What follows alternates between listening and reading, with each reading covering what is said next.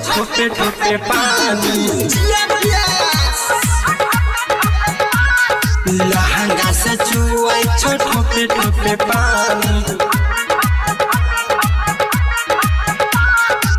छोटे उमरिया में करे मनी महानी, छोटे उमर में करेली मन मानी। लहंगा से चुआई ठोपे ठोपे पानी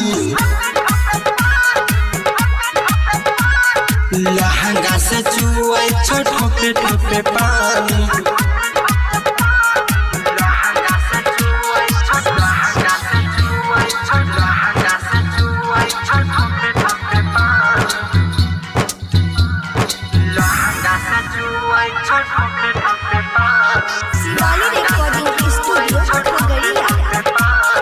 पहनी के सकसी कपड़ा छौरी घूमेली रोज खगड़िया, छबड़ा छवारी के चुम्मा दे के मांगे छै नमरी हजरिया।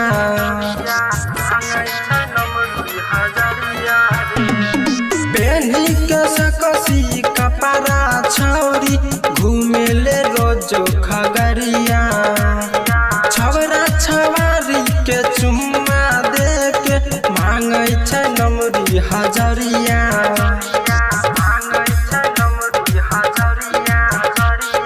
यार के बोलाबे रोज सुतले पलानी, यार के बोलाबे रोज सुतले पलानी। छोटे उमरिया में करे मनी महानी, छोटे उमर में करेली मन मानी। लहंगा से चुआई ठोपे ठोपे पानी लहंगा से चुआई ठोपे ठोपे पानी।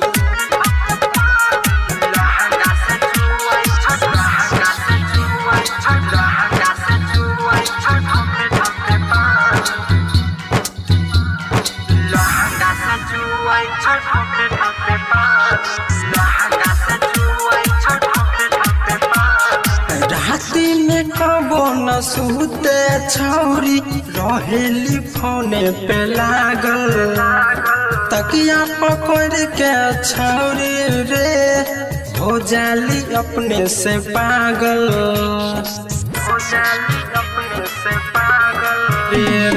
राती में कबो न सुते छौरी रहेली फोने पे लागल, पकड़ के तकिया छौरी रे हो जाली अपने से पागल।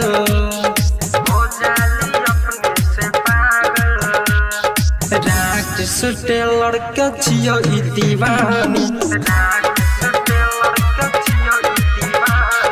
लहंगा से चुआई ठोपे ठोपे पानी।